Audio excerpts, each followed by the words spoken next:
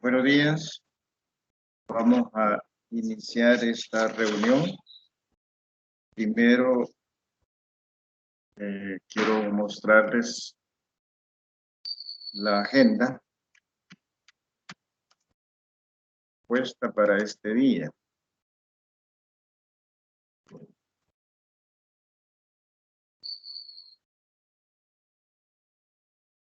Hoy sí me escucha, Sofía. Bueno, veamos entonces, en primer lugar, la agenda. Según la agenda, aquí la estamos mostrando,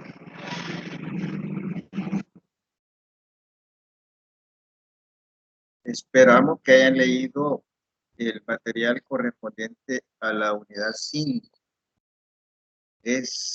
La unidad 5 es importante porque da principios estándares aprobados ya por un organismo de mucho prestigio en el área de matemáticas.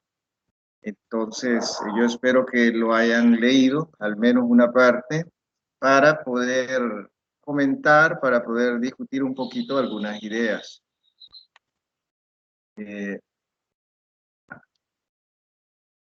Entonces, vamos a revisar la presentación, no sé si... Y en esta tutoría no hay preguntas que deben ser contestadas. Entonces, antes de iniciar con la presentación, quería saber si hay algún comentario, alguna duda con respecto a las tareas. Ya saben ustedes que práctica...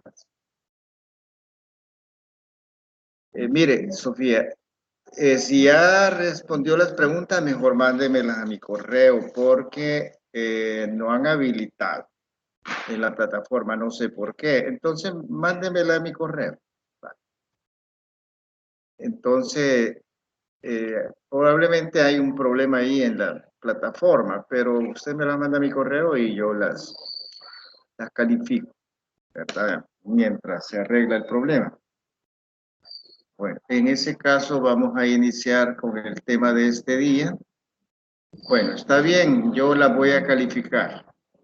Vamos a iniciar con la presentación.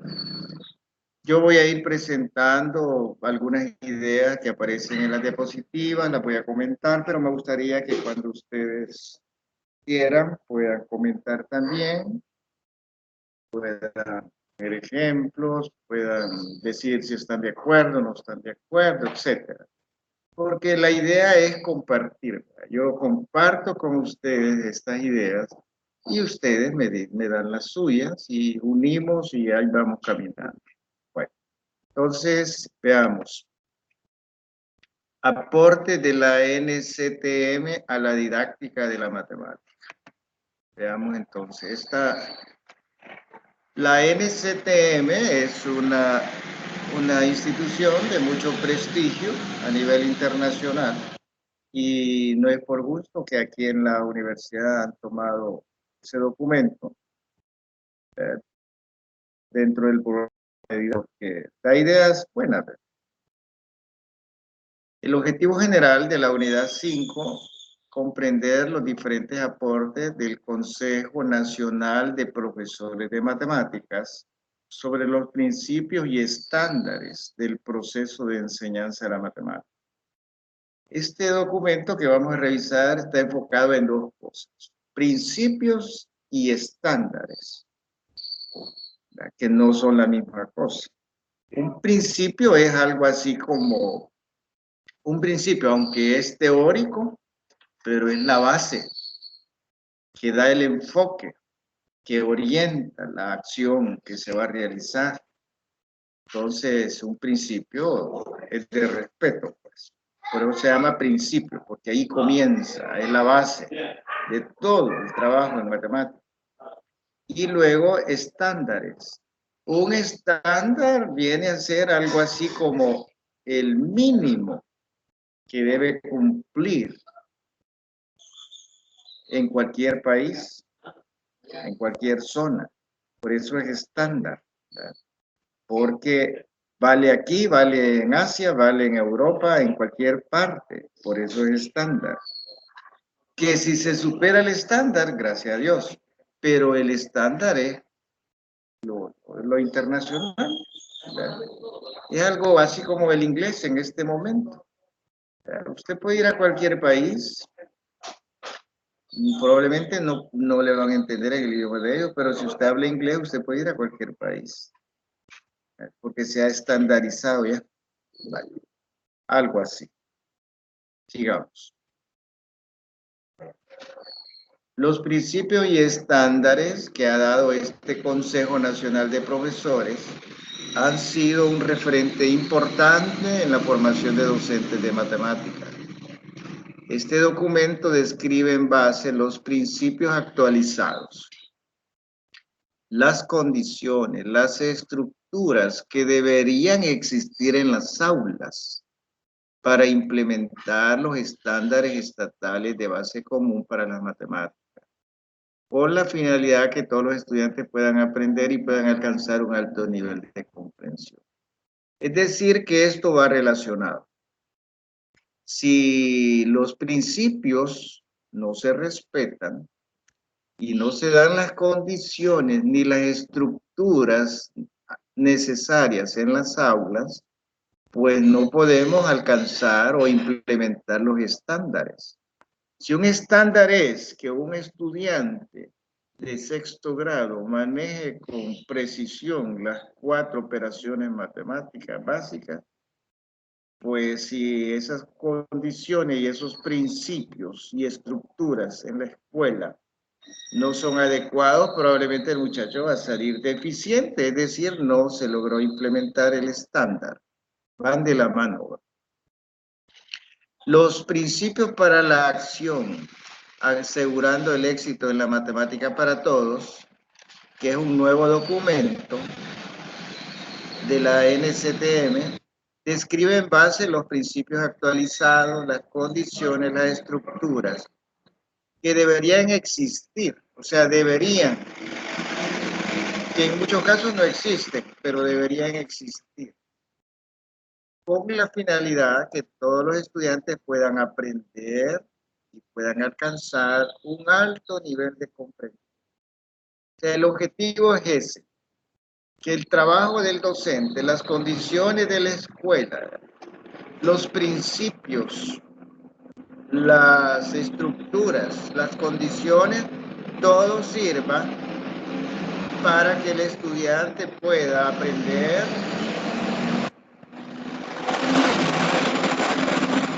pueda alcanzar un alto nivel de comprensión. Eso se trata.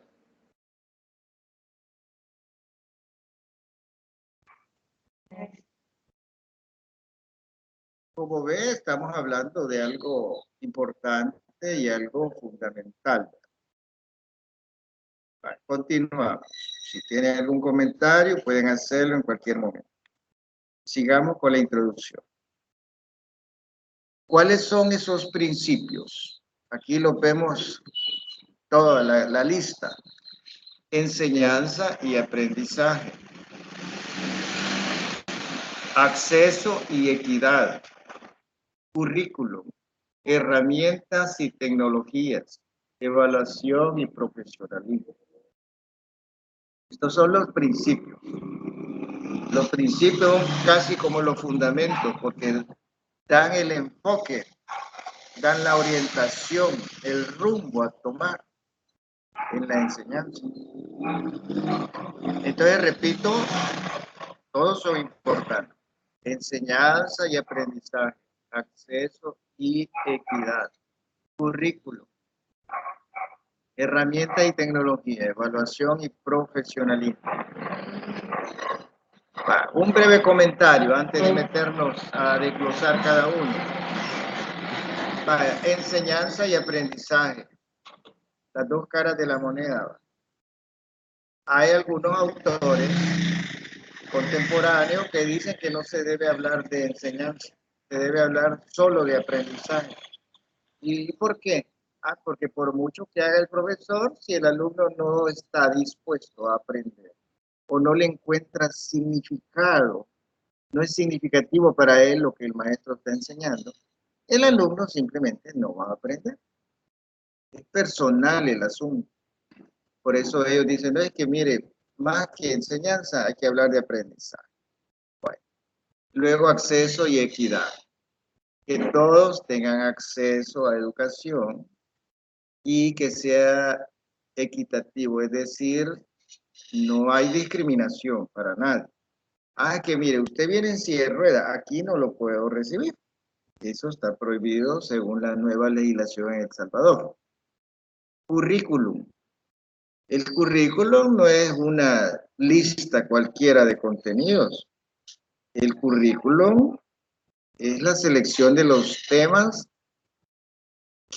con los cuales supuestamente el alumno adquiere los conocimientos, las habilidades, las destrezas que le van a servir para incorporarse de manera positiva en la sociedad. Luego, herramientas y tecnologías. La tecnología llegó para quedarse. Y al saberla utilizar, hace maravillas. Al no saberla utilizar, hace desastres. Evaluación y profesionalismo. La evaluación, como la vamos a ver más adelante, tiene que ser coherente. Evaluar solo lo que yo he enseñado. Y usar diferentes estrategias de evaluación. Ahí está la base. Estos principios actualizados para la enseñanza y aprendizaje de la matemática establecen un programa de matemáticas de excelencia. Requiere de una enseñanza efectiva que involucre al estudiante en un aprendizaje significativo a través de experiencias individuales y colectivas que promuevan sus habilidades para dar sentido a las ideas matemáticas y razonar matemáticamente. Aquí hay dos cosas, ¿verdad? Que el estudiante le dé sentido a las ideas matemáticas. Y ese sentido es lo que dice el Minet, que para él tenga algún significado. Eso es darle sentido. Esto me va a servir, esto me va a ayudar en tal cosa. Entonces yo le doy un significado, un sentido a esa enseñanza, a ese conocimiento. Y además razonar matemáticamente. El razonamiento matemático es importante porque el razonamiento matemático es riguroso. Ahí no hay tales de que me voy a saltar este paso y ahí voy a ver cómo le hago, no. Así como los contadores, ¿verdad? Que son bien cuadrados. ¿Sabe o no sabe? Este principio que nace de este Consejo de Profesores del 2001 está basado en que el aprendizaje de la matemática debe desarrollar la comprensión y conexiones de los conceptos. Veamos aquí qué es lo que debe desarrollar. Despacio. Primero, comprensión y conexiones de los conceptos. Estamos hablando ya del nivel abstracto de la matemática. Él ya puede resolver problemas, ya puede hacer operaciones, pero en lo último, el nivel más alto de todo ese proceso es que él comprenda los conceptos matemáticos y pueda establecer conexiones entre dichos conceptos. Eso ya es un nivel alto de abstracción, porque la matemática en el fondo es abstracta. Luego dice las operaciones y relaciones. Todas las operaciones que hay que hacer, hay que conocerlas y hacerlas de forma precisa. El uso significativo y flexible de los procedimientos matemáticos para la resolución de problemas. Debe aprender a resolver problemas. Para ello necesita aplicar procedimientos matemáticos. La habilidad de formular, representar y resolver problemas. Es lo que se llama matematizar algo. Existe ahí algo en la realidad. Yo comienzo a analizarlo, comienzo a obtener datos, a relacionar datos, y así, después de todo ese análisis, logro yo establecer una relación que podría ser una ecuación, por ejemplo. Ya teniéndola planteada como ecuación, bueno, en matemática yo ya sé cómo resolver ecuaciones de primer grado, segundo grado, etc. Ya no es problema entonces. Lo difícil es llegar hasta ahí, hacer el planteamiento matemático. Y luego la capacidad de pensar lógicamente y justificar su pensamiento. Nosotros estamos diseñados para pensar de manera lógica. Así nos crearon. Por lo tanto, no debería ser problema el pensar lógicamente. Sin embargo, esa forma de pensar tan lógica, tan rigurosa, nos asusta. Y lo que hacemos es dejar de pensar así. Y pensamos de otra forma. Por eso tenemos tantos problemas. Vale. Algunos obstáculos que se pueden presentar en la implementación de este principio es la creencia que se debe enseñar, por ejemplo, a memorizar hechos, fórmulas y procedimientos y luego repetir una y otra vez. Eso ya no vale, porque eso se vuelve mecánico y además puede ser hecho por una máquina. Para hacer eso mecánico, mejor hago un programita en la computadora y la computadora lo hace y lo hace sin equivocarse. El ser humano, debido a que su capacidad es mucho más alta, a él le vamos a enseñar a resolver problemas porque esos problemas no los puede resolver la máquina. La máquina es buena y es muy eficiente para cuestiones mecánicas. Usted le dice los pasos que va a seguir y la máquina lo hace y lo hace casi a la velocidad de la luz, sin equivocarse. Pero usted le da un problema y le dice resuélvalo, la máquina le va a decir, dígame los pasos que hay que seguir. Y como no se los da, hasta ahí terminó el trabajo de la máquina. Máquina carísima, pero no puede hacer eso. En contraste con este obstáculo está la creencia de que las clases de matemática deben estar centradas en comprometer a los estudiantes, en resolver y discutir tareas que promuevan el razonamiento y la resolución de problemas. Esta es la otra cara de la moneda, que es la que está vigente en este momento. Que los estudiantes aprendan a resolver y discutir tareas que promuevan el razonamiento y la resolución de problemas. ¿Y por qué se insiste en eso? Porque eso es lo que le va a servir en la vida diaria al estudiante. Cada problema es un reto. Y si logro resolverlo, yo aprendí a enfrentarme a los retos. Y si todos los días tengo un reto nuevo y lo resuelvo, bueno, yo estoy adquiriendo una habilidad increíble. Cuando llegue a la realidad que me toca vivir y se me presentan otros retos, bueno, yo estoy entrenado a resolver, a enfrentar retos. Que en la escuela no le llamamos retos, le llamamos problemas, pero en la vida diaria hay retos. Entonces, como eso es lo que le va a servir al muchacho, eso es lo que se debe enseñar en la escuela. Para superar estos obstáculos se debe partir de la base de que para enseñar matemática se requiere una experiencia especializada y un conocimiento profesional que incluye el conocimiento matemático, pero además conocer el modo cómo aplicarlo de la mejor manera. Es decir, que no basta con ser un excelente matemático. No basta con conocer todos los contenidos de matemáticas, saber resolver los diferentes ejercicios de matemáticas. Debes saber cómo aplicar estos conocimientos. Ahí viene lo que se llama la parte pedagógica, la parte didáctica y lo que se ha nombrado educación matemática. La educación matemática implica esas dos áreas, conocer la matemática y saber cómo enseñarla. A eso se le llama educación matemática. Bueno, no sé si hay algún comentario, Sofía. ¿Cómo vamos acá? ¿O ya nos enchivolamos todos? ¿Vamos bien o vamos mal?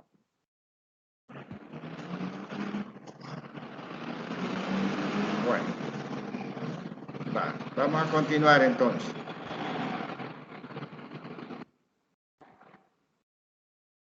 Este principio incluye 8 prácticas de la enseñanza de la matemática que provee un marco para el fortalecimiento de la enseñanza.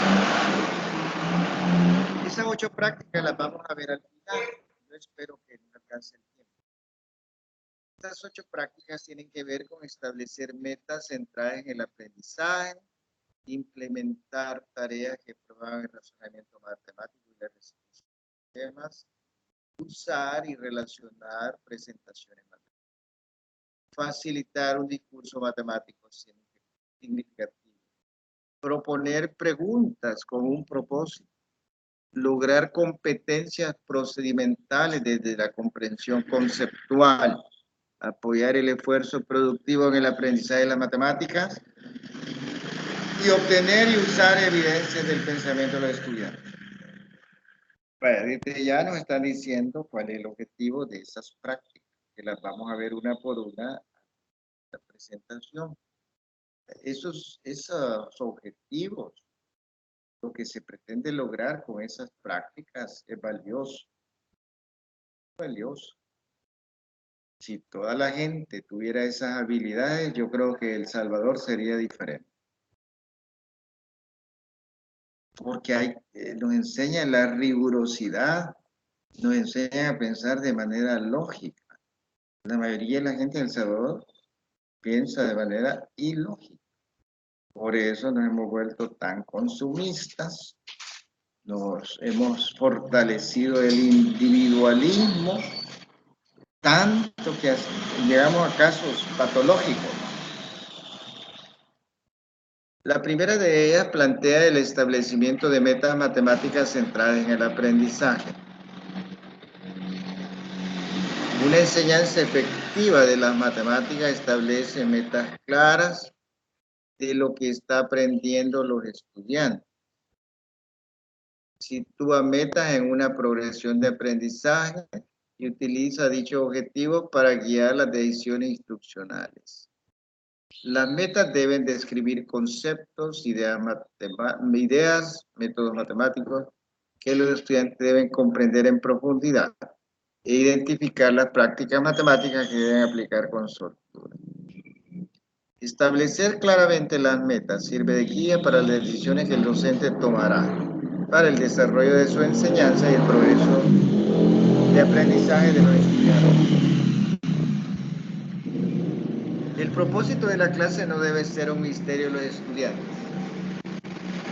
para los estudiantes. Es decir, al inicio hay que decir claramente, el objetivo de esta clase, el objetivo de desarrollar este contenido es, y explicarlo bien clarito, que si el estudiante sabe a dónde queremos llegar, cuál es la meta, y él va a poner mucho interés en eso. Eso es fundamental. Para llevar a cabo las metas de aprendizaje es que se propone la segunda práctica, la que expone e implementar tareas que promuevan el razonamiento y la resolución de problemas. Esto supone involucrar a los estudiantes en actividades que implican resolver y discutir. Aquellas que promuevan el razonamiento matemático y la resolución de problemas.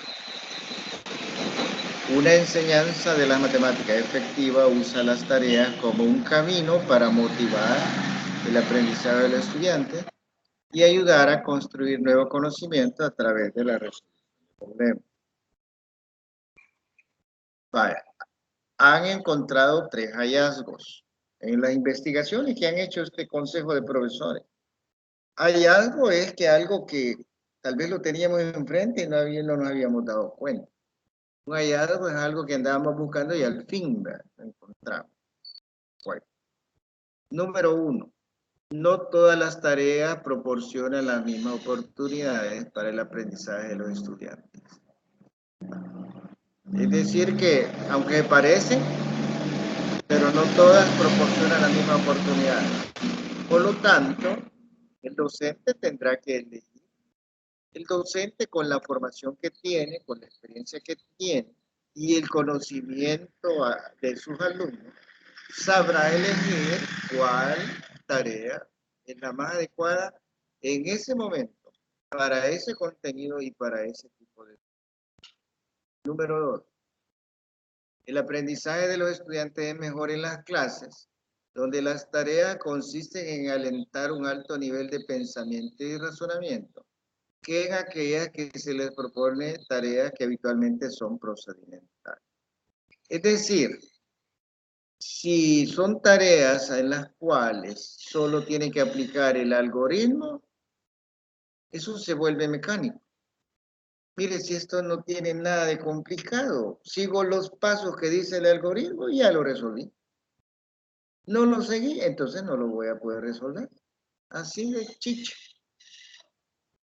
Esto no motiva mucho al estudiante porque le estamos enseñando a seguir instrucciones, como si fuera una computadora, porque una computadora lo que hace es obedecer.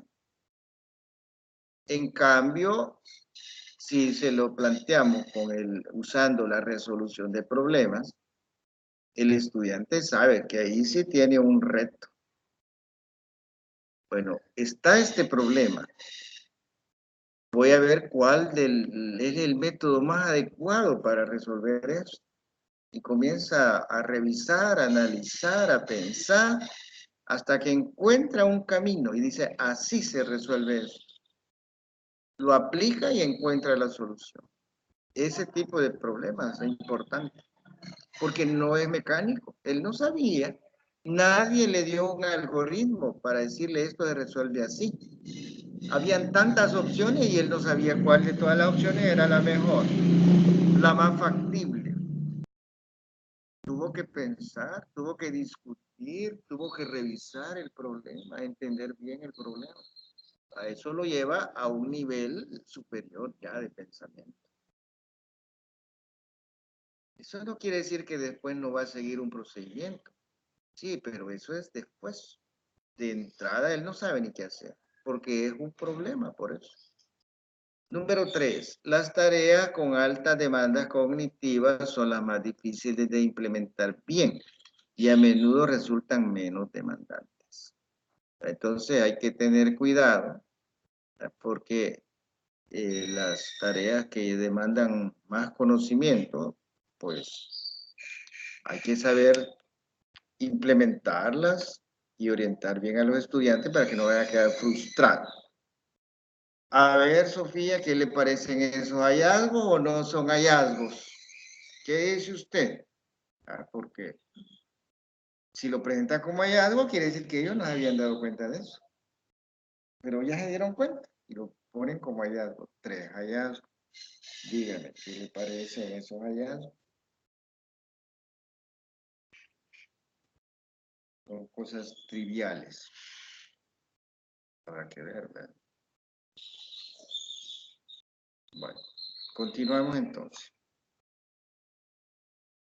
Solo déjenme copiar aquí la pantalla.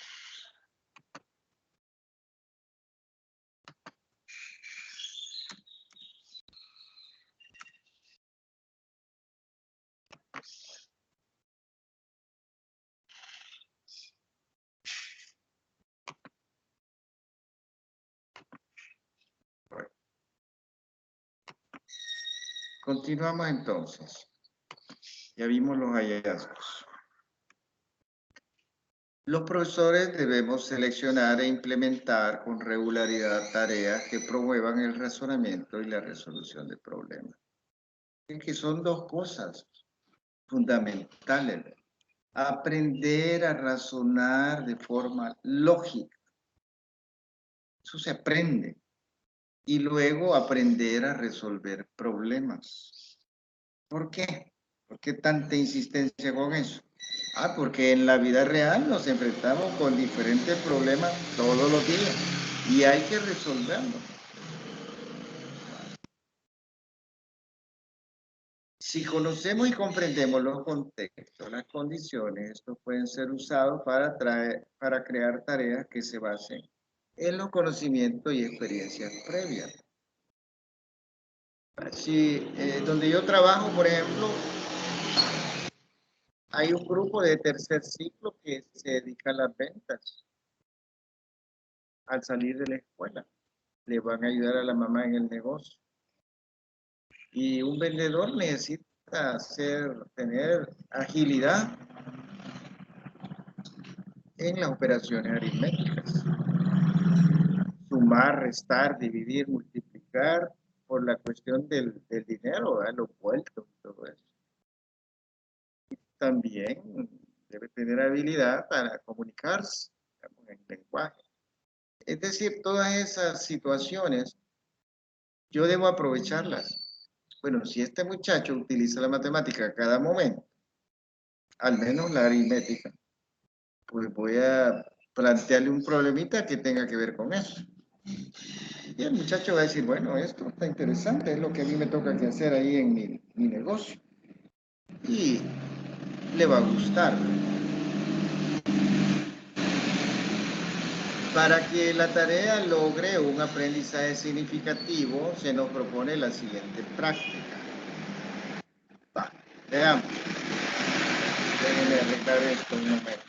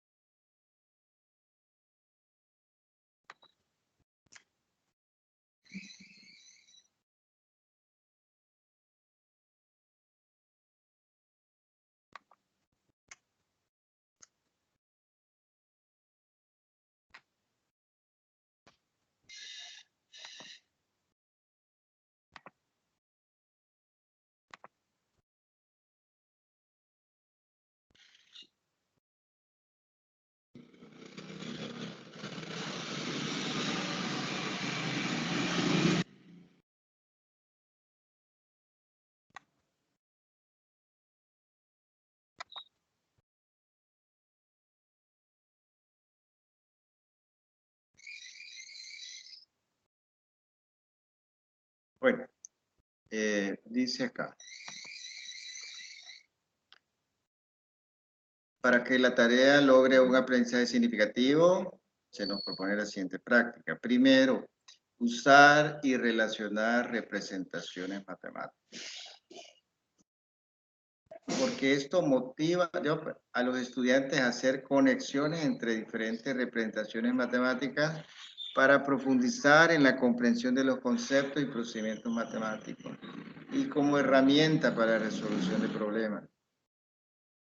Eso es lo primero, usar y relacionar representaciones matemáticas. Segundo, las representaciones, tales como la elaboración de diagramas o tablas, o el uso de palabras para mostrar y explicar el significado de un concepto, permiten incorporar características centrales en las construcciones y acciones matemáticas. Cuando los estudiantes aprenden a representar, discutir y hacer conexiones entre ideas matemáticas.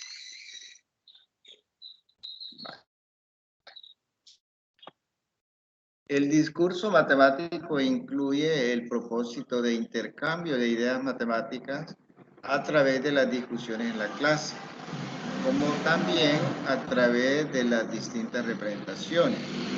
También brinda la oportunidad de aclarar su comprensión, construir argumentos con respecto a por qué y cómo las cosas funcionan, etc. Un componente esencial para que el discurso matemático sea significativo es proponer preguntas con un propósito. Evaluar y mejorar el razonamiento del estudiante y la toma de sentido acerca de las ideas. Boller y Broad y otros dos autores más crearon una clasificación de tipos de preguntas de acuerdo a unas categorías creadas por sus investigaciones. Estas categorías son recoger información, explorar pensamiento, hacer la matemática visible, alentar la reflexión y la justificación. Entonces, estos son los tipos de preguntas. Primer tipo, es una pregunta que me va a servir para recoger información. Otra pregunta, otro tipo de pregunta es que me va a servir para explorar qué piensan los alumnos. Otro tipo de pregunta es para hacer la matemática visible. La matematización en chiquito, digamos. Describir o escribir matemáticamente el problema.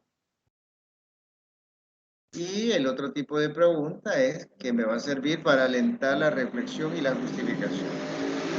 Es decir, la pregunta lleva un propósito, no es solo preguntar por preguntar. Con las metas claras y las tareas seleccionadas, además hay que poner la atención en desarrollar e integrar la comprensión conceptual y la fluidez en los procedimientos.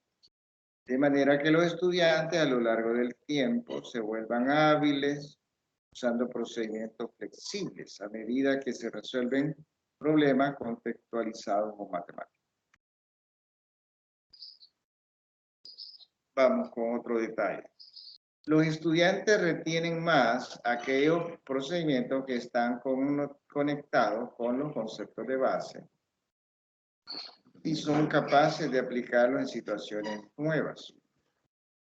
Es decir, que ese procedimiento, que es un concepto básico, digamos, lo pueden aplicar a situaciones nuevas. Eso les gusta a ellos. Eso es resolver problemas. Porque tenemos ya ahí los conceptos, los métodos. ¿Cuál de todos vamos a usar? Eso depende del tipo de problema que tengamos. Se cita a Martin que describe algunas de las razones de las que depende la fluidez. Para usar la matemática efectivamente, el estudiante debe ser capaz de hacer mucho más que llevar a cabo procedimientos. Pues sí, porque seguir a solo procedimiento es seguir un algoritmo. El algoritmo me da los pasos, yo los aplico bien y ya estuvo. Eso no requiere gran cosa. Ellos deben saber cuál es el procedimiento apropiado y más productivo en una situación determinada. ¿Qué es lo que logra dicho procedimiento? La ejecución mecánica de los procedimientos sin comprender las bases matemáticas a menudo conduce a resultados extraños y errores. Ahí está el detalle. Entonces, si hay algún comentario, Sofía, alguna pregunta. Bueno.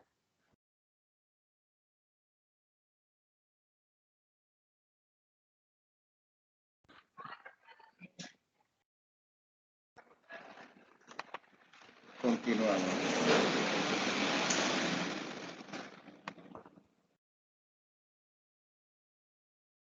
Los estudiantes necesitan procedimientos que puedan usar comprensivamente para poder resolver una gran gama de problemas. Apoyar el esfuerzo productivo de los estudiantes mientras aprenden es buena práctica. Es más fácil buscar soluciones correctas que apoyar un esfuerzo que le da la oportunidad de ahondar en las matemáticas. Desde este enfoque se propone redefinir el éxito en la clase de matemáticas, en el que incluye las expectativas para los estudiantes con respecto a lo que significa saber y hacer matemáticas. También las acciones para los profesores con respecto a lo que deben hacer para apoyar el aprendizaje de los estudiantes, incluyendo el reconocimiento y el esfuerzo como oportunidades para aprender. Aquí aparece un cuadro resumen cambio importante en el modelo educativo. Y aparecen 3 secciones, ¿verdad? Que sería bueno medio revisarlo porque no hay mucho tiempo. En la primera columna dice expectativas para los estudiantes. Y en la segunda columna, acciones de los profesores para apoyar a los estudiantes. Y la tercera, indicadores para el éxito en el aula. Entonces la tablita es bastante completa.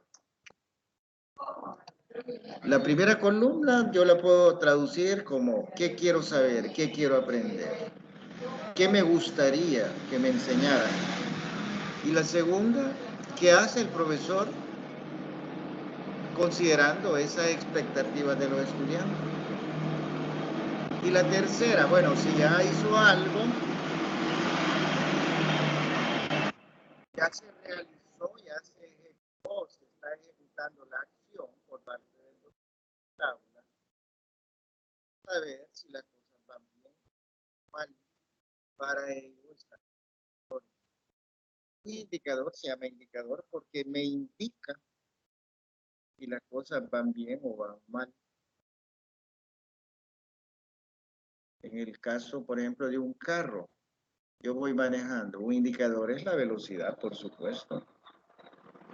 ¿A qué velocidad voy? Ah, voy a 200. Ah, ya me voy a ir a desmadrar. Voy a 100 en carretera libre. Estoy dentro de lo normal. Eso es un indicador. Entonces, los indicadores me dicen a mí, mire, si quieres saber si las cosas van bien o van mal, revise esto. ¿Y eso qué es? Pues el indicador. Vale. Veamos un ejemplo. Las soluciones correctas son importantes, pero también es poder ser capaz de explicar y discutir cómo se pensó y se resolvió la tarea. Para eso es lo que dice el estudiante, ¿verdad? Bueno, este ejercicio hay que resolverlo correctamente. Sí, pero es que no es solo buscar la respuesta y ya, sino que revisar, discutir cómo es que se llegó a resolver eso, por qué se eligió ese método y no otro, etcétera. Para eso es lo que el estudiante espera. Ahora, ¿qué va a hacer el profesor frente a esa expectativa? Dice, piden los estudiantes que expliquen y justifiquen cómo resolvieron la tarea. Y valora la calidad de la explicación, tanto como la solución. El estudiante dice, la expectativa es, bueno, aquí no es suficiente con que yo lo resuelva bien. Debemos revisar por qué este método funcionó y por qué este otro no. Vale. Y el profesor, tomando en cuenta esa expectativa, dice, bueno, ya todos lo resolvieron, ahora por favor, pase un representante del grupo y explique y justifiquen cómo fue que resolvieron esa tarea. ¿Por qué les funcionó ese método y por qué no le funcionó el otro? Y el profesor va a la hora de calificar, no va a ver exclusivamente la respuesta, sino también va a valorar y va a ponderar la justificación, la calidad de la explicación que le dieron acerca de cómo resolvieron el problema. Bueno, ahora nos vamos con el indicador. Un indicador para este tipo de situación dice, los estudiantes explican cómo resolvieron la tarea y proporcionan justificaciones matemáticas para su razonamiento. O sea, el indicador, el que me va a decir a mí si las cosas la hicieron bien o la hicieron mal, es esa explicación, esa justificación que dieron ellos en clase. Ese es un indicador. Porque yo como docente necesito saber si las cosas van bien o van mal. Para ello están los indicadores. Y en este caso, ¿cuál sería el indicador? La explicación, la justificación que dan los estudiantes. Es un excelente indicador porque me dice a mí muchas cosas como docente. Un indicador que no serviría para nada es si el estudiante estuvo trabajando o estuvo molestando. No ayuda en mucho ese indicador. En cambio, este sí, porque da cabal la clave. Y así están los otros ejemplos, que sería bueno que ustedes tranquilamente lo revisen. Yo solo estoy explicando uno nada más. A ver, Sofía, ¿hay algún comentario sobre ese cuadrito? Ya nos perdimos. Bueno.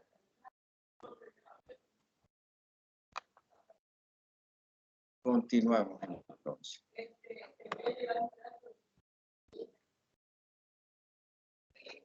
La última práctica nos propone obtener y usar evidencia del pensamiento de los estudiantes para evaluar el progreso de comprensión matemática y ajustar continuamente la enseñanza de forma tal que apoye y extienda el aprendizaje. Esto con la última práctica, que al final vamos a ver la lista de esas prácticas que propone este consejo de profesores. Es importante identificar y abordar posibles deficiencias de aprendizaje y conceptos erróneos durante la enseñanza, antes que esto se consolide y sea más difícil de corregir. Estas prácticas son posibles cuando los programas de matemática tienen lugar donde estos se desarrollan un compromiso de acceso y equidad, un poderoso currículum, herramientas y tecnología apropiada, una evaluación significativa y una cultura de profesionalismo. Vale, aquí vienen ya las prácticas de la enseñanza de la matemática, que son las que hemos estado viendo. Ya aquí ya vienen resumiditas, bueno, cada una es extensa, pero aquí he tratado de ponerlo lo más breve posible para... Vale. Veamos las prácticas. La primera dice, establecer metas matemáticas centradas en el aprendizaje. Esto significa que establece metas claras de lo que están aprendiendo los estudiantes. Sitúa las metas en una progresión o sucesión de aprendizaje y utiliza dichos objetivos para guiar las decisiones instruccionales de la planificación. Es decir, las metas están centradas en el aprendizaje. ¿Qué es lo que quiero que aprendan? Ahí está, eso es lo primero. Segundo, implementar tareas que promuevan el razonamiento y la resolución de problemas.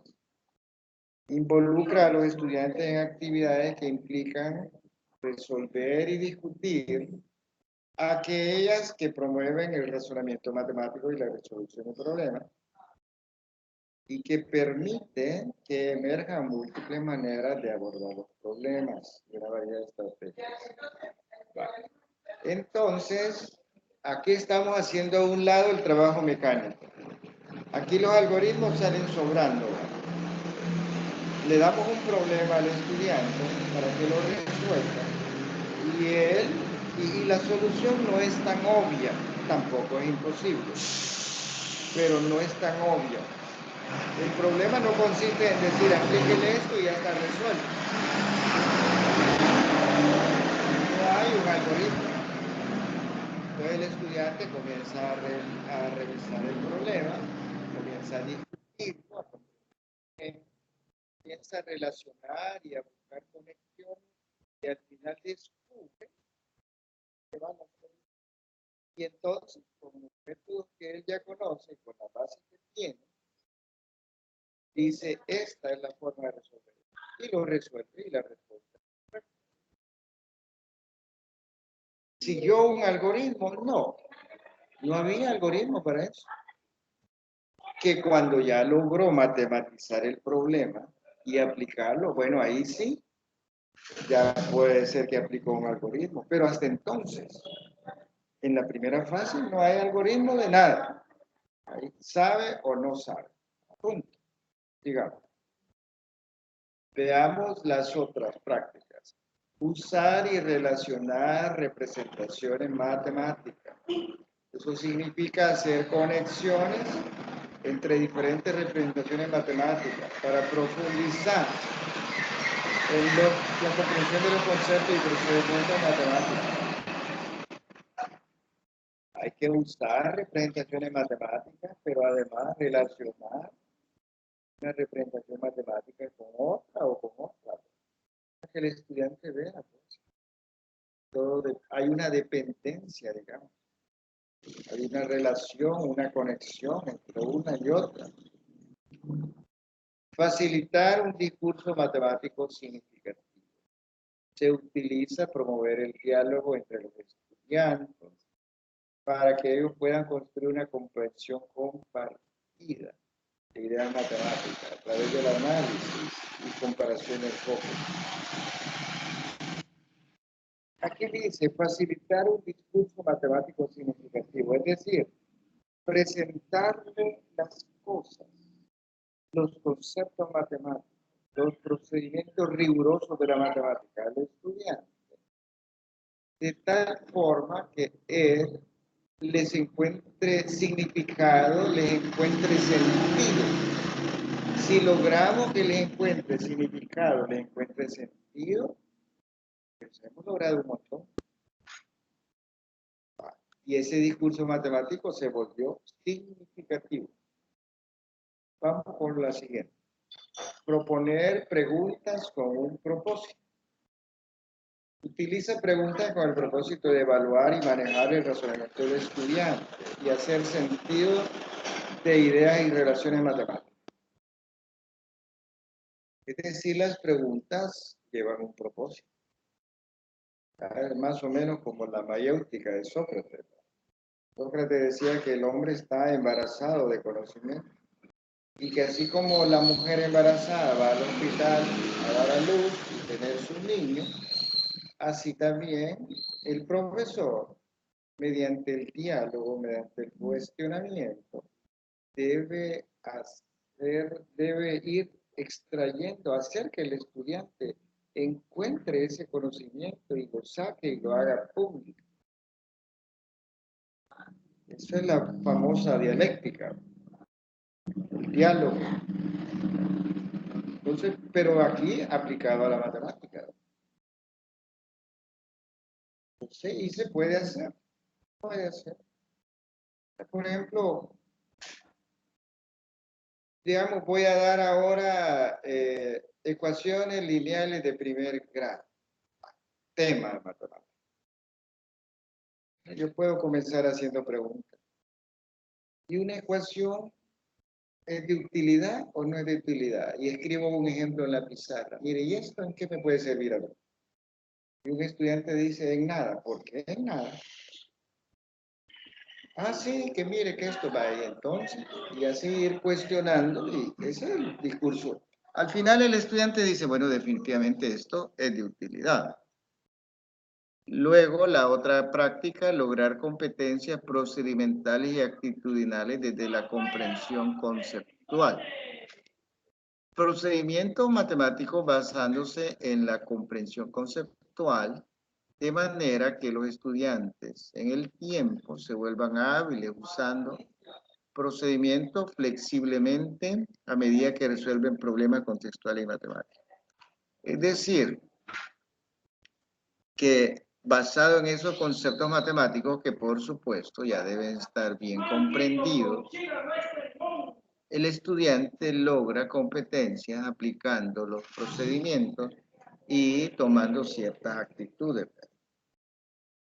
Claro, porque por ejemplo la resolución de problemas, él tiene varios métodos, pero no todos le funcionan.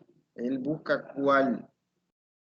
Eso está generando en el fondo, cuando se logra descubrir la solución, lo que está generando es una actitud investigativa, una actitud de búsqueda, una actitud heurística. Y además, si se logra resolver, por supuesto, aumenta la autoestima. Ya él tiene otra visión de las matemáticas, ya no es aquel rechazo.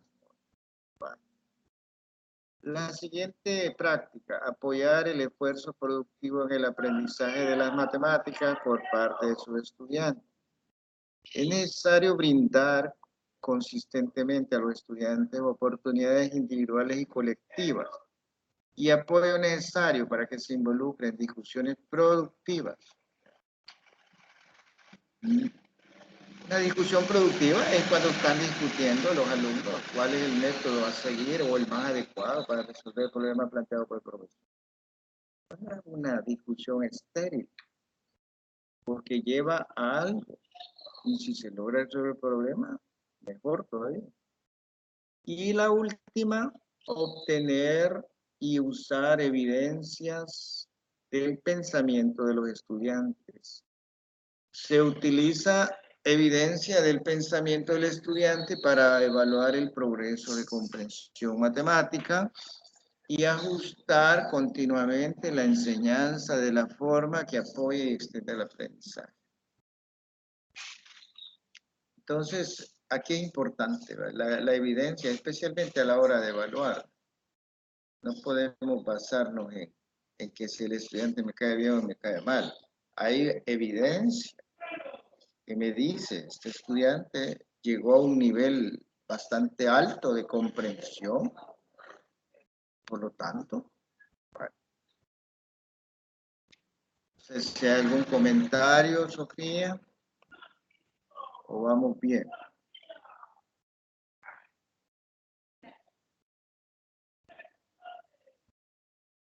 Claro, es que el material, este material es importante, no solo porque fue hecho por matemáticos, sino porque está basado en las prácticas, en la experiencia que ellos han tenido.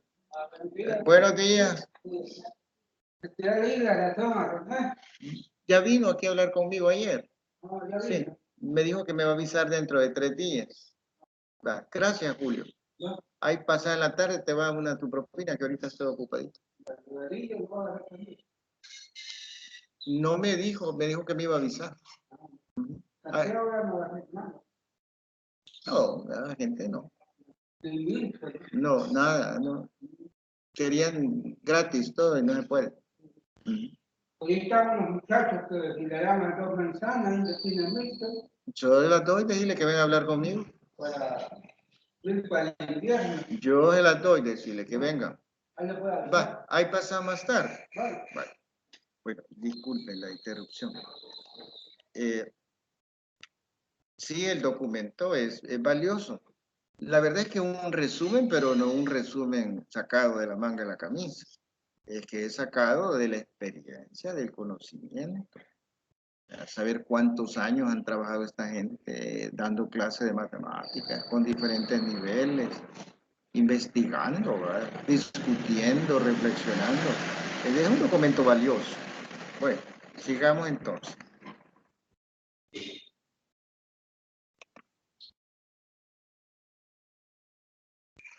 Características de la organización. Bueno, el NCTM como organización profesional con influencia internacional, comprometida con la excelencia en la enseñanza y aprendizaje de matemáticas, trata de orientar. Hola, William. Entra, ahí está. Sí, entra. Trata de orientar la mejora de la educación matemática para que todos los estudiantes puedan entender y ser capaces de usar las matemáticas en la vida diaria y en el trabajo. Hoy vamos a entrar a la segunda parte, que son principios y estándares, ya desglosados, porque sí nos han dicho la importancia y todo, pero no habíamos revisado. Entonces, veamos lo que son principios y estándares.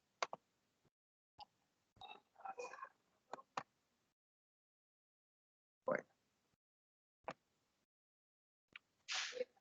En el libro que se llama, ya traducido en español, Principios y Estándares para la Educación Matemática, publicado por el NCTM en el año 2000, establece los componentes esenciales de un programa de matemáticas escolares de alta calidad. Vale. Veamos cuáles son los principios. Bueno, esta guía que dio la NCTM orienta a hacer lo siguiente. Primero dice establecer un conjunto comprensivo y coherente de metas de aprendizaje. Segundo, servir como un recurso para los profesores. Tercero, orientar el desarrollo de modelos curriculares, evaluaciones y materiales de enseñanza. Y por último, estimular ideas y conversaciones continuas. Más o menos eso es lo que pretende el documento. Ahora veamos estos principios. Solo déjenme arreglar esto.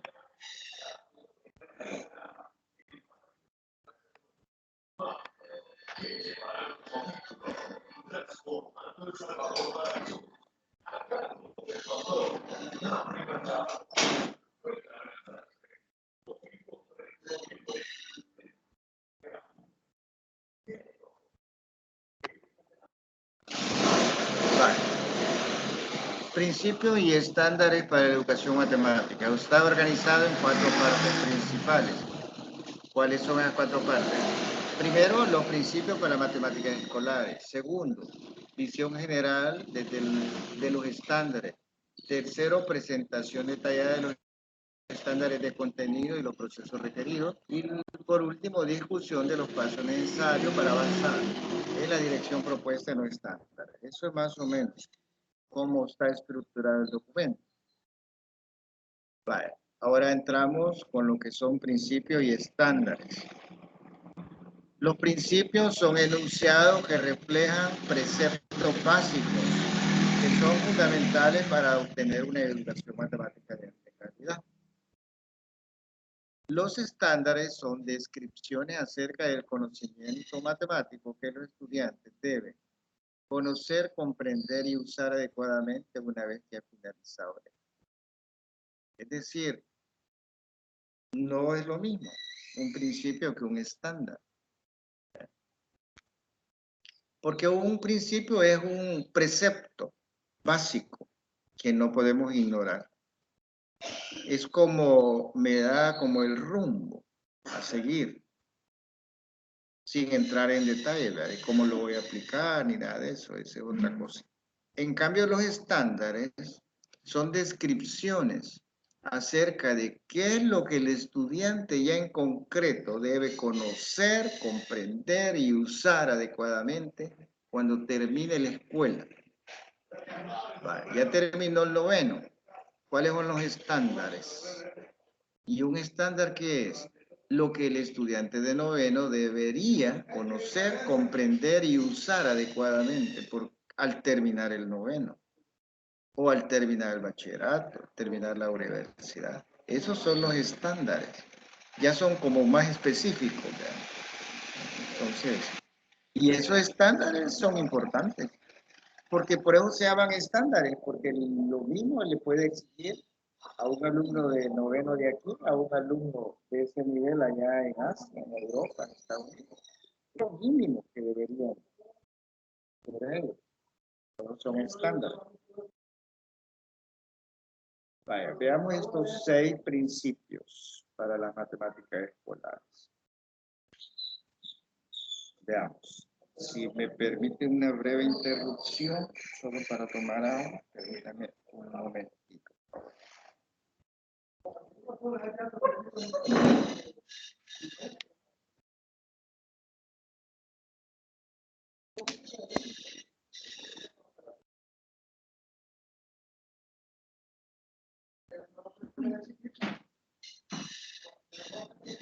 Vino no te puede dar muerte. ¿Cómo? ¿Ya pasó?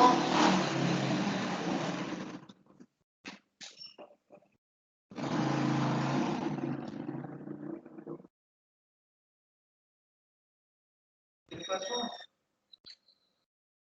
Samuel mismo que lo va a venir a pagar. Ah, no. Dijo que iba a pagar el esta pagar. Hay que pasar más tarde, porque ahorita está atendiendo aquí en los horarios.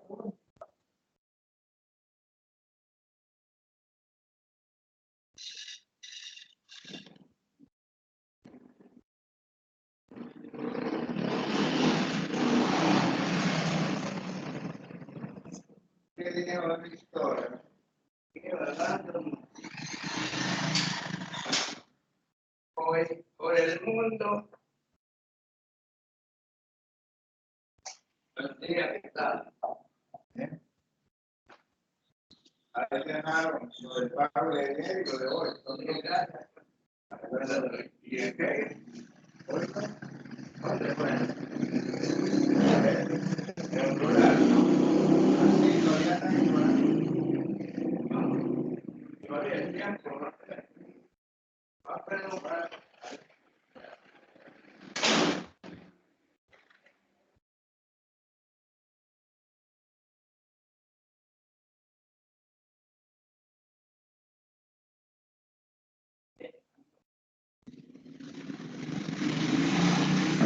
Bueno, continuamos entonces con los principios. Son 6 principios para las matemáticas escolares.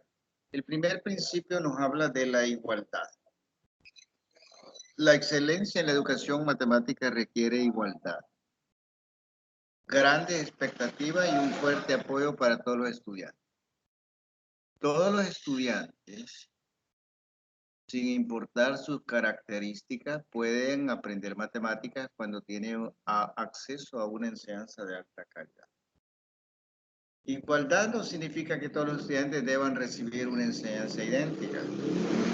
Por el contrario, la igualdad exige que se hagan adaptaciones razonables y apropiadas y que sean incluidos contenidos motivadores para promover el acceso y el logro de todos los estudiantes. La igualdad significa que todos deben aprender. Ahora, como no todos aprenden de la misma forma, se vuelve necesario hacer ciertos ajustes, lo que ellos le llaman adecuaciones. Entonces, para un tipo de estudiante probablemente habrá que hacer alguna adecuación, para otros será otra. Entonces alguien puede decir, bueno, entonces no hay igualdad porque están haciendo adecuaciones para uno y para otros no. Es que la igualdad va más allá, la igualdad es que todos aprendan. En ese sentido hay igualdad, que todos van a aprender de diferentes formas, algunos con adecuaciones, otros sin adecuaciones, pero el objetivo es ese. En ese sentido es igualdad. Número 2, currículum. Un currículum es más que una colección de actividades. ¿Por qué? Porque el currículum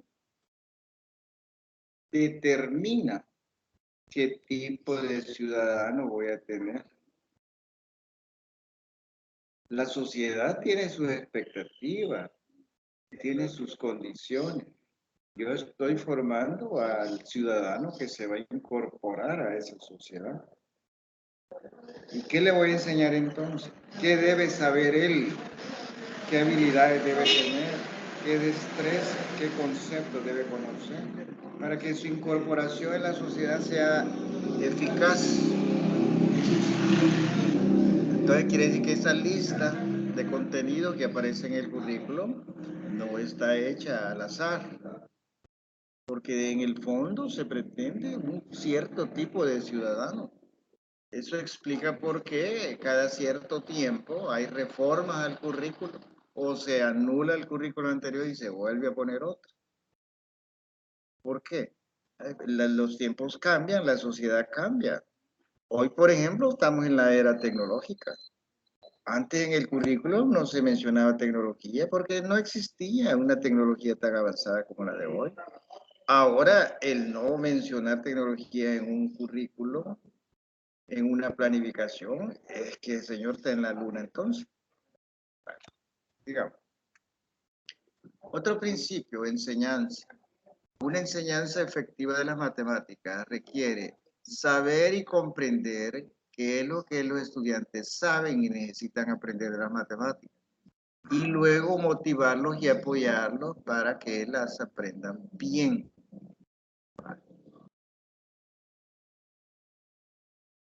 Es decir, que hay que saber entonces qué es lo que los estudiantes saben y qué es lo que necesitan aprender. Bueno, y luego hay que motivarlos y apoyarlos para que eso lo aprendan bien. Ahí viene la habilidad del docente. Por eso se habla de que enseñar es un arte. Y a algunas personas no les gusta mucho esa afirmación, ¿verdad? Porque creen que se vuelve así como muy subjetivo. Ellos prefieren no usar la palabra arte porque se vuelve como muy subjetivo. Pero yo menciono que es arte en cuanto que manifiesta la habilidad del docente. O sea, basado en la ciencia, pero usando sus propias habilidades, logra desarrollar en los alumnos un aprendizaje muy importante. En ese sentido es arte. No quiere decir que hizo a un lado la ciencia. Bueno. Y el otro principio es el aprendizaje. Los estudiantes deben aprender las matemáticas entendiéndolas, construyendo activamente un nuevo conocimiento a partir de experiencia y conocimientos previos. Entonces, el estudiante debe aprender las matemáticas entendiéndolas. Y lograr ese entendimiento es delicado, porque tenemos el obstáculo de los prejuicios, tenemos el obstáculo de que no queremos pensar de manera lógica, no queremos aplicar la rigurosidad que la matemática exige. Entonces hay que vencer esos obstáculos para que el aprendizaje sea efectivo. Luego la evaluación. Debe apoyar el aprendizaje de matemáticas relevante y proveer de información útil, tanto a profesores como a estudiantes. Aquí repito lo que siempre digo. Evaluar de forma coherente. Esa es la clave. Coherencia en todo. Y utilizando estrategias, diferentes estrategias de evaluación. Prueba objetiva y punto. No, eso no es suficiente. Hoy voy a evaluar mediante una prueba objetiva. El otro mes probablemente una lista de cotejo. El siguiente mes una presentación oral que van a hacer, etcétera. Hay tantas. Un mapa conceptual, por ejemplo, son materias teóricas. Usar diferentes estrategias. ¿Por qué? Bueno, porque así el resultado de la evaluación es más representativo. Y tanto el estudiante como el docente obtiene información valiosa y hacer los ajustes del caso en el proceso antes de llegar a la meta final, ¿verdad? Porque ya me terminó el ciclo, el año escolar. ¿Qué se puede hacer? Por eso la evaluación formativa, es decir, dentro del proceso, es importante. Luego la tecnología, el número 6, el último. Dice, la tecnología es esencial en el aprendizaje y la enseñanza de la matemática. Este medio es capaz de influenciar positivamente en lo que se enseña e incrementar a su vez el aprendizaje de los estudiantes. Los estudiantes pueden desarrollar un entendimiento más profundo de las matemáticas mediante el uso apropiado de la tecnología. La tecnología puede ayudar a apoyar las investigaciones del estudiante en todas las áreas de la matemática y permitirle focalizar su atención en tomar decisiones, reflexionar, razonar y resolver problemas.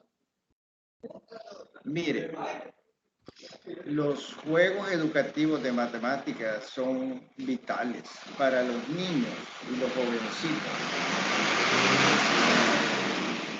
Los divierte, los entretiene y aprenden. Ellos, aunque sea juego educativo de matemáticas, en ese momento no lo ven como matemática, lo ven juego. Y punto. Pero es un juego que está dando resultados. Eso con el caso de los niños, pero de ahí hay otros. Hay software de matemática que es valioso, ¿verdad? El más conocido y muy lindo es GeoGebra. ¿Cuántas cosas se pueden hacer ahí? Y hay otros, de los que aquí se ocupan en la universidad, Winthrop, Máxima, otro de estadística, Winstar, y hay otro más. Todos son importantes, pero la tecnología hay que saber usarla. La tecnología debe contribuir a lograr el objetivo de aprendizaje. Si no contribuye a eso, la tecnología está volviéndose contraproducente. En eso hay que tener cuidado. Y luego no se trata de decirle al muchacho, mira, ahí está la computadora, ahí está el software, ahí vea qué hace. Esa ahí vea qué hace es como decirle, no haga nada, hombre, que a perder tiempo hemos venido. El profesor no puede hacer eso. El profesor dice, va muchacho, aquí está su guía de trabajo, estos son los ejercicios que vamos a resolver, abran el software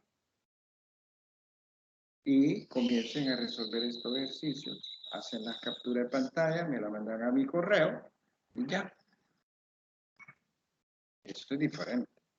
El estudiante sabe que no ha llegado a jugar y que si al final de la clase no le manda esos ejercicios resueltos al profesor, entonces él va a salir mal evaluado, porque llegó solo a perder el tiempo.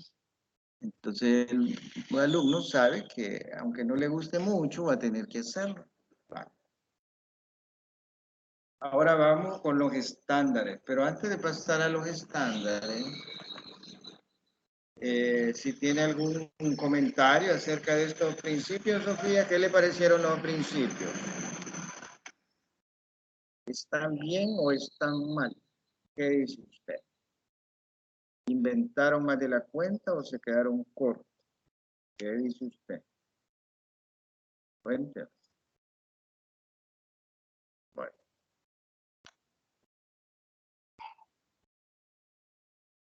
Vale, qué bueno, Sofía.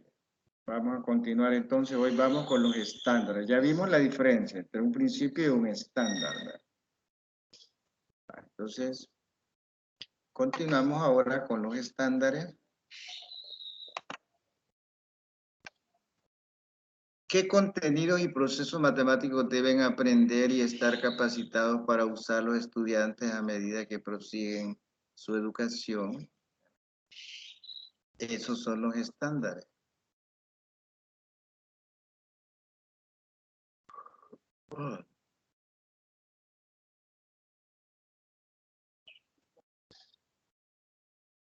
Los 5 estándares de contenido describen explícitamente los ejes de contenido que los estudiantes deben aprender, mientras que los 5 estándares de proceso destacan las formas para adquirir y aplicar esos conocimientos. Es decir, que hay estándares de contenido, digamos, los conocimientos básicos que no deben faltar en cualquier país, por eso son estándares. Y están los estándares de proceso, es decir, las formas para adquirir y aplicar, bueno, bien, esos conocimientos. Entonces son dos tipos de estándares. Vamos a ver primero los de contenido. Estándares de contenido, números y operaciones. Todo lo que tenga que ver con números y sus correspondientes operaciones es el primer estándar. Se ocupa de la comprensión de los números, el desarrollo del significado de las operaciones matemáticas y la fluidez en el cálculo. Eso es el primer estándar, que es para aquí, para cualquier país del mundo. Número 2, álgebra. Los símbolos algebraicos y los procedimientos para trabajar con dichos símbolos han sido un gran logro en la historia de las matemáticas y son críticos en el trabajo matemático. La mejor forma de aprender álgebra es entendiéndola como un conjunto de conceptos y técnicas ligadas con la representación de relaciones cuantitativas y también como un estilo de pensamiento matemático para la formalización de patrones, funciones y generalizaciones. El álgebra es importante porque nos permite llegar ya en concreto a la matematización de un problema. Hemos logrado relacionar datos, relacionar propiedades, y eso nos permite establecer una ecuación, por ejemplo. Vaya. Pero esa ecuación es álgebra. Y el álgebra me dice a mí cómo resolver una ecuación. Entonces, así que el álgebra es vital. Ese es el segundo estándar. Veamos el otro. Cuando digo estándar significa que si no sabe nada de números y operaciones y no sabe nada de álgebra, está perdido. No cumple con los estándares.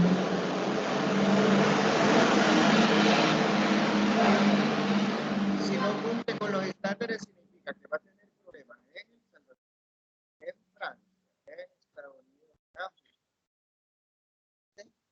Que hay unos estándares, lleva eso vacío. El siguiente estándar es geometría. La geometría ha sido considerada por mucho tiempo como el lugar donde los estudiantes de educación secundaria aprenden a demostrar teoremas geométricos. La geometría invita a los estudiantes a analizar características de las figuras geométricas. Hola, entra. Ahí está ella. Figuras geométricas y desarrollar argumentos acerca de las relaciones geométricas. Entonces, el siguiente estándar es la geometría. La visualización de las figuras en el espacio. La aplicación de teoremas geométricos. Eso es importante.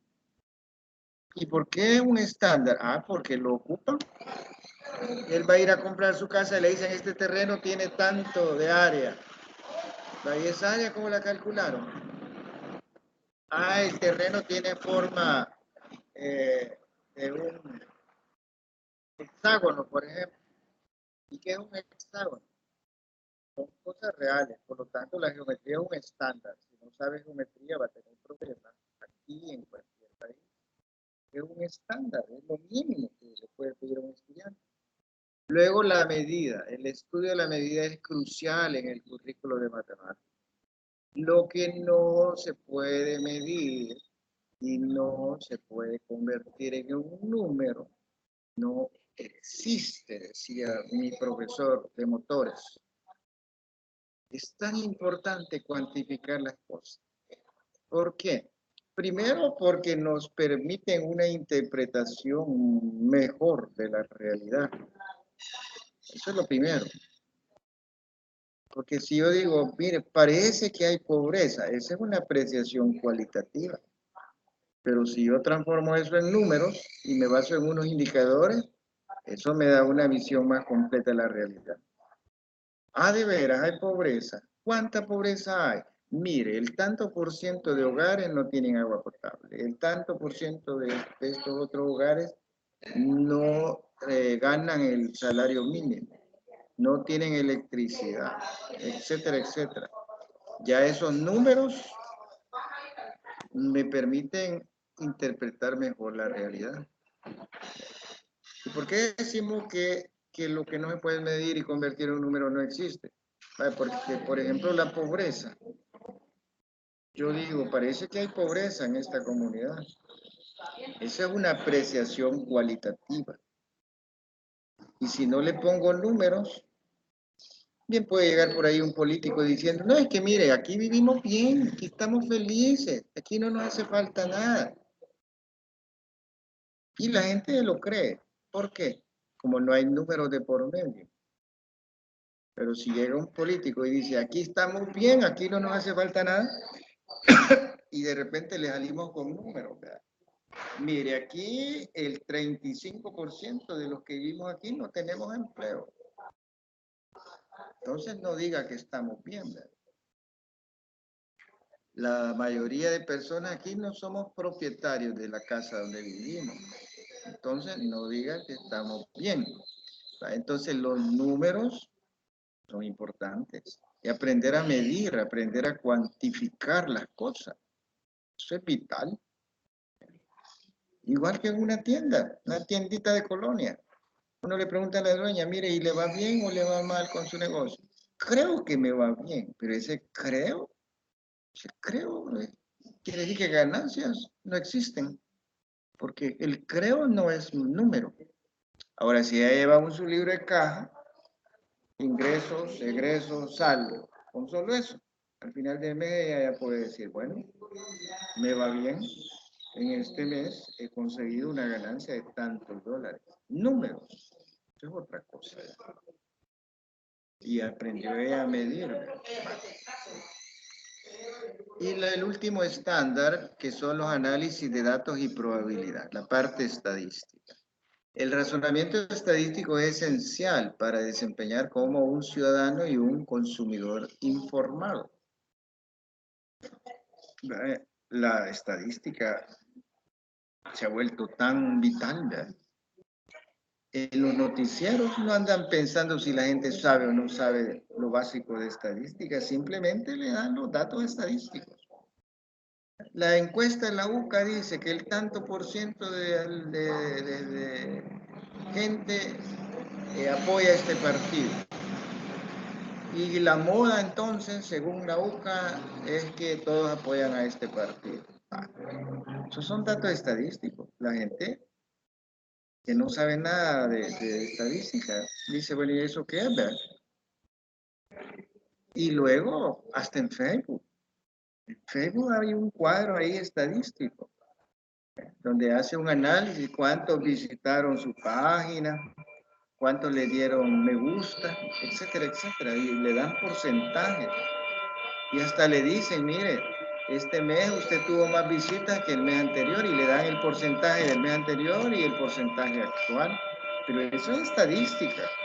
Ellos no saben si el usuario de Facebook sabe o no sabe de estadística, simplemente le dan los datos.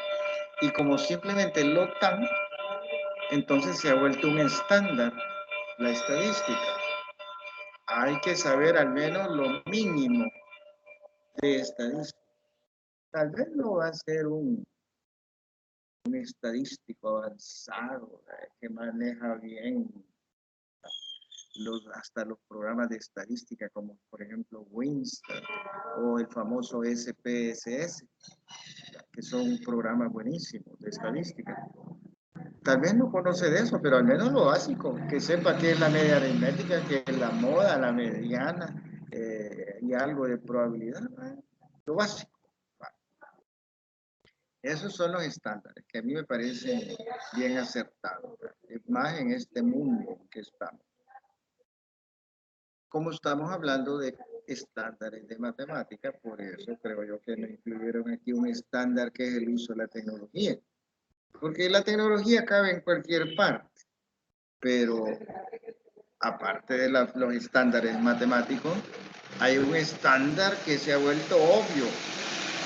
Usted tiene que aprender a usar la tecnología, aprender a usar internet, aprender a usar su celular, comunicarse por WhatsApp, etcétera, etcétera. Pero ese es otro tipo de estándar. Aquí estamos hablando de estándares de matemática.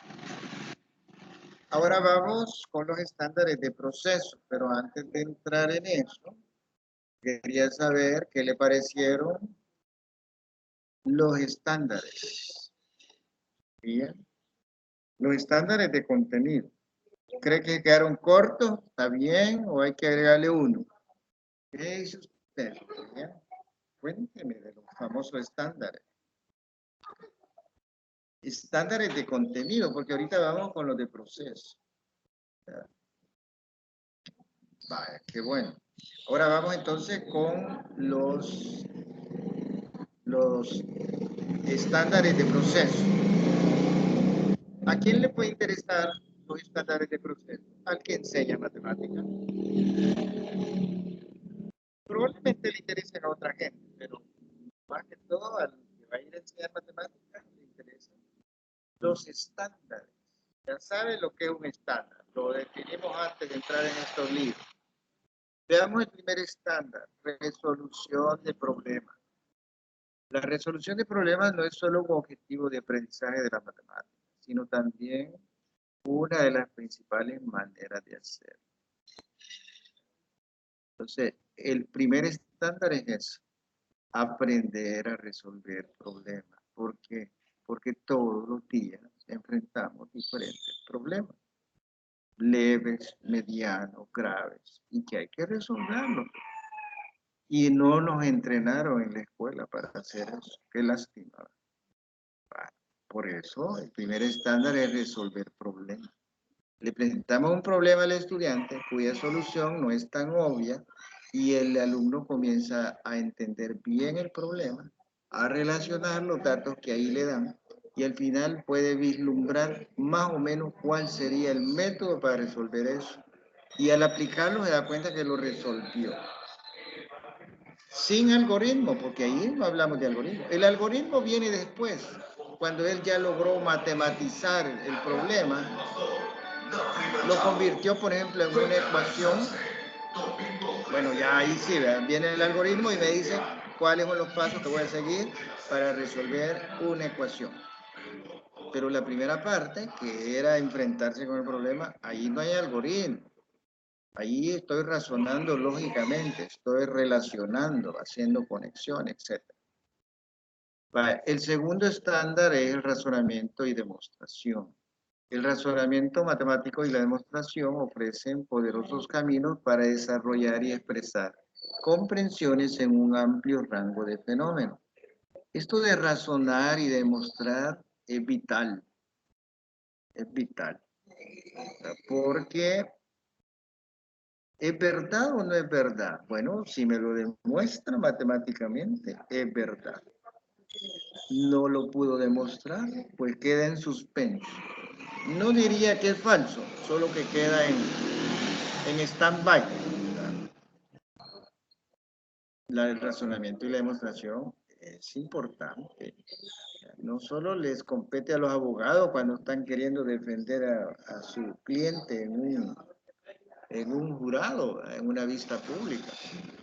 Él argumenta y todo, porque el objetivo es que salvar a su cliente. Él usa un tipo de razonamiento, pero en este caso es otro tipo de razonamiento. Este es un razonamiento lógico-matemático.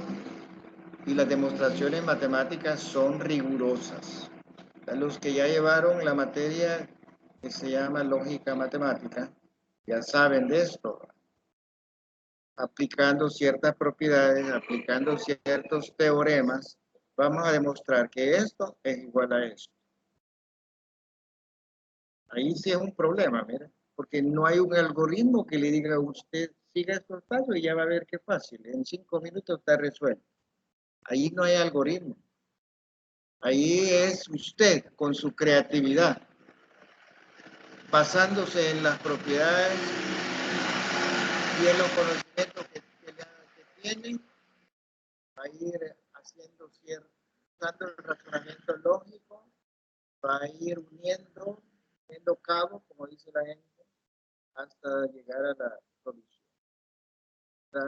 Esto ese es el otro estándar de proceso. Es que entrenar a los alumnos en eso, a que razonen lógicamente, a que demuestren. No se trata de decir, yo creo que esto es igual a esto. Eso no es demostración, eso es pereza.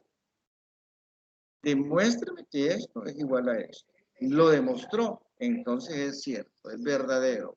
Lo respeto porque logró con toda la rigurosidad del caso demostrarme que esto es igual a esto. Tiene 10.0 de calificación. El otro estándar es la comunicación. La comunicación matemática es un camino para compartir y clarificar ideas matemáticas. A través de la comunicación, las ideas se transforman en objetos de reflexión, perfeccionamiento, discusión y rectificación. Hay que aprender. La matemática tiene su propio lenguaje, sus propias reglas o normas. Porque la matemática es rigurosa. No debe permitir ambigüedades. Por eso, ¿se acuerdan en lógica cuando se miraban las tablas de verdad? Si a mí me preguntan, ¿quiere una Coca-Cola? Solo hay dos posibilidades, sí o no. Pero si a mí me dicen, ¿no quiere una Coca-Cola? Es pregunta. pregunta planteada en forma negativa, inicia con un no. Según la matemática, tengo que ir a revisar la tabla de verdad para ver qué le corresponde. Si voy a decir sí o voy a decir no. Entonces, porque el lenguaje matemático es bien riguroso. Por lo tanto, el estudiante debe aprender a usar el lenguaje matemático y aprender a comunicar sus ideas en lenguaje matemático. Eso es aprendido. Y eso se aprende en la clase. El otro estándar son las conexiones. Las matemáticas no es un conjunto separado de ejes temáticos estándares, aun cuando sean presentadas a menudo de esta manera.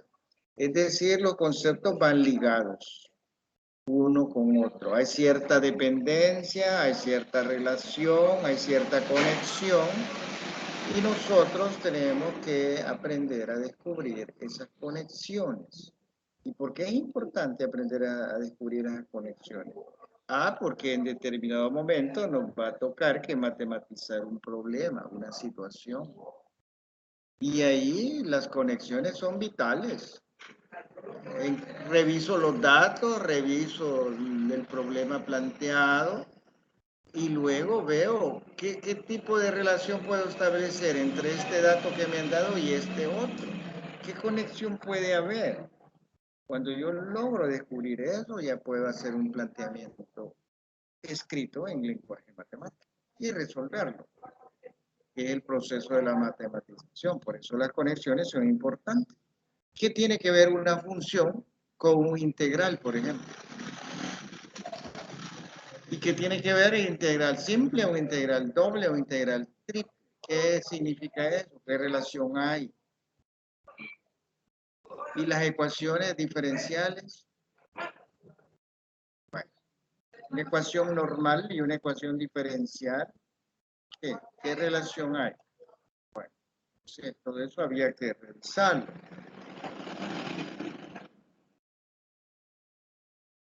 El otro estándar es la representación.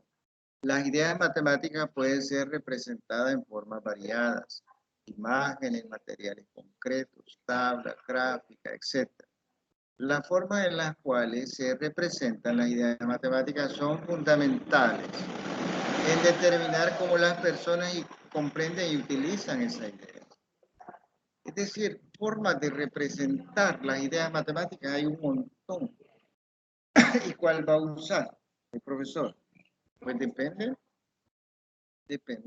Por ejemplo, si yo estoy trabajando con un niño de segundo grado, que todavía, según Piaget, no han llegado a un alto nivel de abstracción, porque ese nivel de abstracción se da a partir de los 12 años, según él. Entonces yo no puedo llegar de un solo a llenar la pizarra con símbolos matemáticos y todo, porque entonces los estoy metiendo a ellos de un solo en el nivel abstracto. Y ellos todavía no tienen la capacidad tan alta de abstracción. Entonces el docente, ¿qué tiene que hacer? Mire, les voy a dar unos granos de maíz o de frijol y además les voy a dar de arroz. Entonces les voy a dar un puñito de cada cosa. Ahora, represénteme ahí en su mesa 5 más 5. Estoy utilizando material concreto para identificar algo que es abstracto. El número 5 es abstracto. ¿Y el 5 qué es? Es un número y que puede representar cualquier cosa. Entonces yo parto de lo concreto para llegar a lo abstracto. Ahora que los niños ya tienen 5 granitos de frijol y 5 de arroz, le decimos júntenlos. ¿Juntar qué es? Es sumar. Cuente cuántos tiene hoy. Vale. Ahora represénteme eso en la pizarra. Y ahí llega el niño y dice 5 granos de frijol más 5 de arroz me da un total de 10 granos de cereales. Partió de lo concreto a lo abstracto. Está representando números a partir de algo concreto. Entonces, ¿cuál forma de representación va a usar? Depende del nivel en que está, depende de la edad de los estudiantes, depende de muchos factores. Claro, yo estoy con un grupo de científicos expertos en matemáticas. ¿Para qué voy a andar utilizando material concreto? Yo solo llenar la pizarra como hacía Steve Hawking, ¿verdad?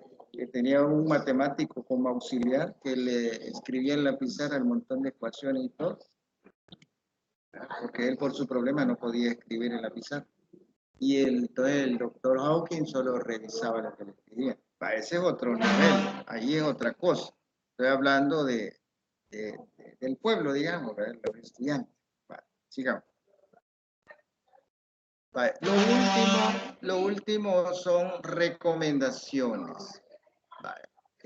Con esto concluye el documento, pero antes de entrar en las recomendaciones, quería saber si hay algún comentario acerca de esos procesos, porque son procesos recomendados por una organización de respeto, ¿verdad? Porque yo veo que ahí hay gente que, como decimos, estuvo en la guerra antes de ponerse a escribir, ¿verdad?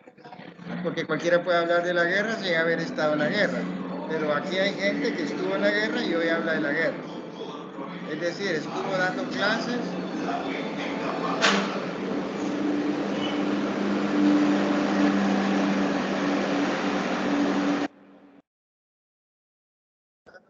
Y ahora hablando de cómo tiene autoridad para eso, tiene formación y además ha dado clases para hablar de lo que vivió. Vamos con la última parte. Les recuerdo, Sofía, que para esta tutoría no hay preguntas. Es decir, hoy no tienen que responder ninguna pregunta para ser entregada. Vale. Vamos con la parte final, que son las recomendaciones. Con eso prácticamente estaríamos cerrando la reunión. Veamos. Recomendaciones didácticas para la enseñanza en educación básica y media. Veamos las recomendaciones. Primero, selección de estrategias didácticas. Lo primero, selección de estrategias didácticas. El docente tiene la responsabilidad de proponer y desarrollar los contenidos y procedimientos matemáticos de los programas curriculares que guían la lección, con el fin de lograr aprendizaje en sus estudiantes. Esto mediante la formulación de estrategias didácticas. Según Salazar, resulta oportuno que el docente conozca la estrategia didáctica y evaluativa. Así podrá saber cuál es el momento más adecuado para utilizarlas, cuáles son más eficientes para desarrollar el pensamiento de aprendizaje. Entonces aquí le dice, mire, usted como docente debe tener un conocimiento profundo sobre las diferentes estrategias didácticas y evaluativas. Así como el médico, cuando va a entrar a cirugía, ahí tiene un montón de herramientas, digamos, diferentes tipos de navaja, diferentes tipos de pinza, esto y lo otro. ¿Cuál va a utilizar? Pues depende, ¿verdad? Aquí igual, debe conocer profundamente las diferentes estrategias y luego buscar la más adecuada y la más eficiente. Más adecuada y más eficiente. Las dos cosas. Adecuada para el tipo de estudiante, adecuada para el ritmo de aprendizaje del estudiante y más eficiente. Es decir, ¿de qué me sirve utilizar una herramienta que va a tardar 3 meses en dar resultados? Pudiendo utilizar una herramienta que en 5 minutos me dice los resultados. Y aquí hablando de estrategia, nos habla del planeamiento de las estrategias, que lleva ciertas fases. Primero, la ubicación y el contexto. Segundo, el marco general. Y tercero, las consideraciones para el planeamiento y desarrollo de la lección. Y la última fase, que es evaluación y análisis. Esto es el proceso.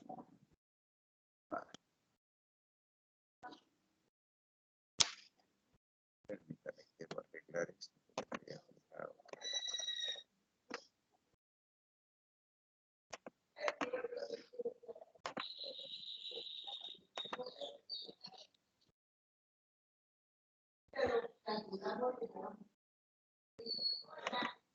Vale. Enseñanza eficaz de la matemática. Planteamiento del National Council of Teachers of Mathematics. Establecimiento de metas matemáticas enfocadas en el aprendizaje. Vale. En el documento señala que la enseñanza eficaz de las matemáticas comienza con una comprensión compartida entre los maestros sobre las matemáticas que los estudiantes están aprendiendo y la manera en que éstas se despliegan a lo largo del desarrollo de aprendizaje. Eso es lo primero. Número 2. Implementación de tareas que promuevan el razonamiento y la resolución de problemas. Es decir, que una tarea que no va enfocada hacia eso, pues no es precisamente la mejor tarea. Vale. Número 3. Uso y vinculación de las representaciones matemáticas. Vale. La enseñanza eficaz de la matemática obliga a los estudiantes a establecer conexiones entre representaciones matemáticas para profundizar el entendimiento de conceptos y procedimientos matemáticos. Número 4. Favorecimiento del discurso matemático significativo. La enseñanza eficaz de la matemática promueve el diálogo entre los estudiantes a fin de que puedan construir una comprensión compartida. Hola, entramos de las ideas matemáticas a través del análisis y comparación de enfoques de argumentos. Cuando dice discurso matemático significativo, significa que el profesor lo plantea de tal manera que el estudiante logra darle un significado, darle un sentido a eso. Y por lo tanto lo asume, lo digiere, digamos, hablando vulgarmente, y lo incorpora a su conocimiento. Si el planteamiento no fue el adecuado, el estudiante dice, esto no me va a servir para nada, esto aquí perdiendo tiempo estoy. Número 5, planteamiento de preguntas deliberadas. Las preguntas deben estimular a los estudiantes a explicar y reflexionar sobre su propio pensamiento. Es decir, las preguntas deben ser cuidadosamente diseñadas para que logren el objetivo. No es hablar por hablar, como Sócrates. Basado en la respuesta que daba el estudiante, él hacía una repregunta. ¿Y este paisaje es bonito? Sí, es bonito. Vaya, está la respuesta. ¿Por qué lo considera bonito? Porque mire, hay árboles. ¿Y cómo lo consideraría si no hubiera árboles? Es decir, esas repreguntas. Al final lo que se pretende es que el estudiante diga lo que sabe. Número 6. Elaboración de la fluidez procedimental a partir de la comprensión conceptual.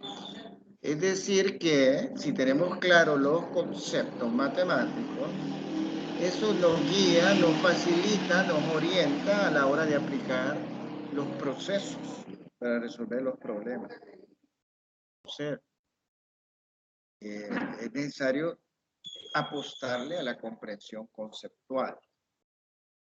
Número 7, favorecer el esfuerzo productivo en el aprendizaje de las matemáticas. La enseñanza eficaz de las matemáticas apoya a los estudiantes en su esfuerzo productivo conforme están aprendiendo matemáticas. Número 8. Por eso, en esto de apoyar el esfuerzo productivo, son importantes las listas de cotejo. Porque en una lista de cotejo dice, ¿se involucra el estudiante en el trabajo, sí o no? Va, está bien.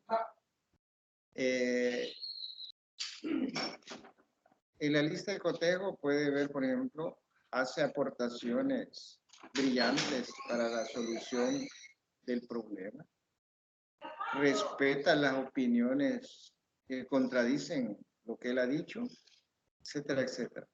Esa lista de cotejo se puede llenar justo cuando los alumnos están trabajando en grupo, discutiendo. Es una forma de apoyar el esfuerzo productivo en el aprendizaje.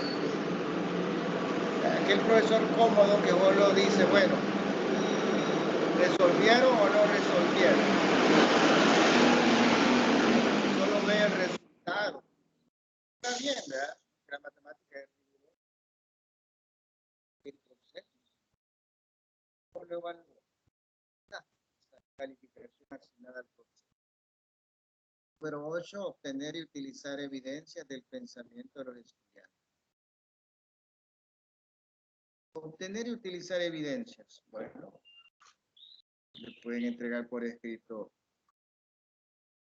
problema resuelto, puede pasar a la pizarra, puede pasar a exponer. Hay tantas formas de presentar evidencia.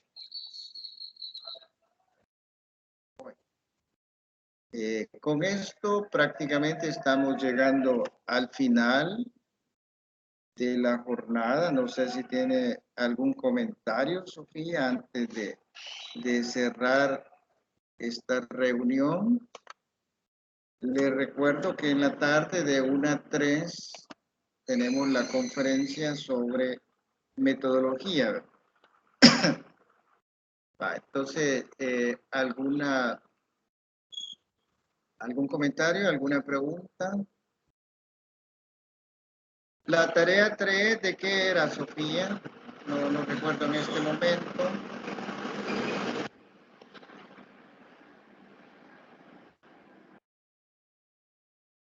Ah, sí, ya recuerdo.